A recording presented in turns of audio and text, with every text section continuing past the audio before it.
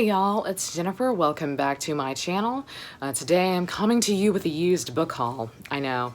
I said I wasn't going to do this until June, but I have recently taken some books to the used bookstore. I got a lot of credit, and they had quite a few things that I was really interested in. For the most part, these are classics, but we will get those that are not classics out of the way first. The first thing that I picked up at the used bookstore is Byzantium by Stephen R. Lawhead. This has been recommended to me a lot over the years. It was put in the fantasy section, but I believe this is just historical fiction. Maybe I'm wrong, but this is about, I think, an Irish monk whose town and monastery is sacked by the Vikings, and so he kind of joins in on a trip to go to Constantinople and visit the Byzantine Empire, and he engages in a lot of shenanigans along the way. Stephen R. Lawhead is really famous for his retelling of King Arthur, which I have never read, and I've been a little bit skeptical of, so I am excited to read this one because a lot of people seem to really love Byzantium. Also in the fantasy section, I picked up The Throne of the Five Winds because I have heard this is a really incredible political fantasy, which are my favorite kinds of fantasies. I love fantasy with a lot of political intrigue, and I think this will be one of those. I think this is mainly about a princess and her lady-in-waiting as they kind of get involved in the realm of court intrigue and palace intrigue. I'm really excited about this one because I've heard quite a few good things about it, and so I am really looking forward to trying a new fantasy series.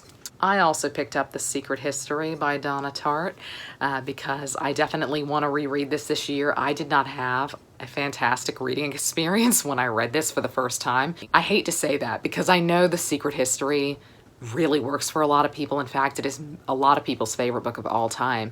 And it seems like it should absolutely work for me because so many people have asked me when I first started my booktube channel, so many people asked me about this and had thought that I would really enjoy it. So something about this book apparently should speak to me because so many people think I would really like it.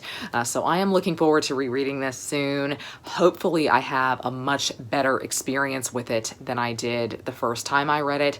This is kind of a classic of dark academia. Having read it before, I do believe that has set me up to like it better this time. So hopefully that's the case. I will definitely let you guys know how the reread experience for The Secret History goes.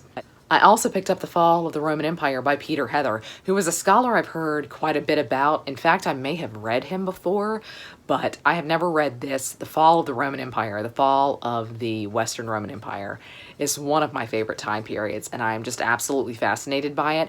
But I do have some apprehensions about this book, because apparently he is going to place the blame for the fall of Rome on the barbarians. And a lot of people have done that over the years, but I don't necessarily think that it's true because I think there are a lot of factors that went into the fall of Rome, and the barbarians are definitely a piece of that, but they're not the sole piece. They're not what really brought down the empire because barbarians had been living in the empire for a long time by the point of its fall. So I am really fascinated to hear what he has to say, but I don't know that I will necessarily agree with it. Last but not least of the non-classics is another that might qualify as a modern classic, and that's The Luminaries by Eleanor Catton. This is my choice for the March of the Mammoth this year, and I am so looking forward to it. I am so pumped about the TV series that's coming out. It just looks incredible, and this is a book that I'm pretty sure everyone has heard about at one point or another. It did win the Booker, and so this is a work of historical fiction. It's set in the 1800s in New Zealand during, I think, the gold rush there, and there's a bit of a murder mystery to it. So I feel sure that I am really going to like this because I also think there's going to be a lot about constellations and the zodiac in it. And so I think I'm just going to really enjoy the atmosphere of the book and the story because I think it's going to be very engaging if it is a little bit of a murder mystery plot. A lot of people highly rate The Luminaries. For a lot of people, it's their favorite historical fiction of all time. And so I am hoping that I have a really wonderful experience with it when I read it this month. Now we are on to the classics, and I went on a bit of a Shakespeare kick because there were a lot of really beautiful Oxford Shakespeares that were only 75 cents, and so I really couldn't resist them. So the first of these that I picked up is Henry IV Part 2. I have read Henry IV Part 2, but I believe it was a very long time ago, so my memory of it is a little bit scattered, but this is, of course, a history play. The history plays are my favorites, so I am looking forward to rereading this. I believe Part 2 of Henry IV really can stand on its own. But the interesting thing about these editions is that the introductions are at least half the page count of these books. So look at this. There we go. Here's the play. Here's the introduction. So I think I am just going to really enjoy these for the introduction alone. I think it's going to be really valuable to have on hand. So I am looking forward to rereading this. I also picked up The Two Gentlemen of Verona, which is a play I have not yet read, and I am really, really looking forward to. I know very little about Two Gentlemen of Verona, but I think I'm going to really like it. I typically tend to like the Italian set Shakespeare plays, but this sounds really like it's going to be right up my alley. I believe this is a comedy, and I've not read very many of Shakespeare's comedies, and so I don't know much about the plot of this one at all. I just think I'm probably really going to like it based on what other people have said when they've reviewed it. So I am really, really excited about this one, and I think this will be my next Shakespeare. Then we have The Merchant of Venice, which is another play of Shakespeare's that I have not yet read, but I am really looking forward to this one as well. I think I am probably going to really enjoy this, but I think I might have some issues with some of the characters. I've heard the female characters in here are not very well done, and then I have also heard kind of some controversy around how a Jewish character in this play is portrayed. So I would like to read some articles about this once I finish it. I would really like to hear other scholars' opinions on The Merchant of Venice, and I would love to see it put on as well. I think it would be really wonderful to see a production of this play. I also got The Tempest, which is another play of Shakespeare's that I haven't read, but I'm genuinely shocked I haven't picked this one up yet because this seems like it would be right up my alley. I think I am really going to enjoy The Tempest.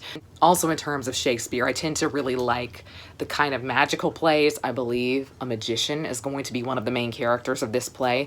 So I think that I am really going to enjoy this one. This is definitely on a 5-star prediction from me. I definitely think that I'm going to rate this one 5 stars. Last but not least, I picked up Othello, which has historically been my least favorite of Shakespeare's plays that I've read so far. I really enjoy the tragedies, and I think this is actually the weakest one of them. There's a lot of miscommunication in Othello. A lot of Othello could be solved by having a conversation, and you might could say that for a lot of the tragedies. You really could, but I think it's really egregious in Othello. I think it really stands out in Othello in a way that it doesn't a lot of the other tragedies or even other Shakespeare plays, in my opinion. But I'm definitely due for a reread, and I firmly believe that Othello will go up in my estimation when I reread it. I also picked up the major works of Sir Philip Sidney, who was a Renaissance writer. He is an English Renaissance writer, so he was writing in the 1500s, I believe. And I, to be frank, know very little about him. I don't think I've ever read anything by Sir Philip Sidney. The back of the book says he was hailed as the perfect Renaissance patron, soldier, lover, and courtier. But it was only after his untimely death at the age of 31 that his literary accomplishments were fully recognized. So that sounds really fascinating. I have heard of Arcadia, which I believe is included in this collection. So I am really looking forward to it. I do love Renaissance poetry. I love English Renaissance poetry, so I just feel sure that I'm probably going to like him. This will definitely be one that I read part by part, poem by poem.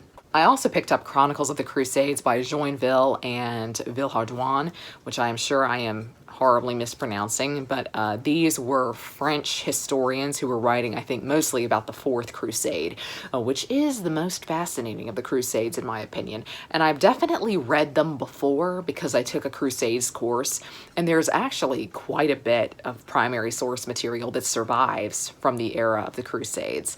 And so it's actually really great because you can read from both sides. You can often read Muslim sources and French or Frankish sources about the same battle, and you can get a really interesting perspective on it from both sides. It's a really fascinating time period, the Crusades, and it's actually incredibly well documented to be a period of the Middle Ages, actually. And so I'm looking forward to rereading this. I believe one of these is the life of St. Louis, and I think St. Louis is potentially one of the most tragic figures and is one of the most interesting of the entire period of the Crusades. I think Louis and I think Baldwin IV. Baldwin IV is an absolutely incredible historical figure. He's one of my favorites of all time, but I also really love St. Louis. So I am looking forward to rereading this. Strangely enough, I picked up something called The Morgesons by Elizabeth Stoddard. This is apparently an American classic of the 19th century that is about a woman kind of finding herself, growing up and developing into, you know, a real person and an independent woman in the 19th century. So I'm really curious to kind of find out what this is. If you have read this or heard of it, please tell me about it down below, because this completely took me by surprise. This was apparently compared to Tolstoy and the Brontes, and it was only 50 cents, so I decided to take a chance on it. But I would love to know if you have heard of this or if you have read this down below, because I am really interested in it and I'm kind of shocked I've never heard anything about it. I also picked up a copy of Candide by Voltaire. I feel like it's time. I don't think I'm gonna like Candide. I have always felt very apprehensive about it, and I've always felt like I wouldn't like it. I'm not quite sure why. It is very short, so that's probably part of it. But Voltaire was read by Napoleon, so this kind of goes for my Napoleon project, which I am already way far behind on. But I am excited to read this and hopefully see what Napoleon saw in it. I'm not quite sure how he felt about it, but he did have it in his library, so I'm assuming he liked it. He liked it enough to carry it around with him.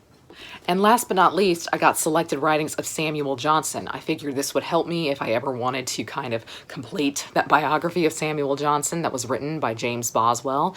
I have that as a Penguin Classic as well. But this is apparently really interesting. I think this is a compilation of his essays where he talks about the lives of other poets, and he kind of comments on things in London. So I think this is going to be a really, really interesting classic in its own right. And hopefully it encourages me to read more from Samuel Johnson, and it also encourages me to tackle that biography. So that was my used book haul. I would love to know if you have read any of these down below, and I would also love to know what you have been hauling recently. But that's going to be all for me today. I hope you're all having a great week. Happy reading. Goodbye.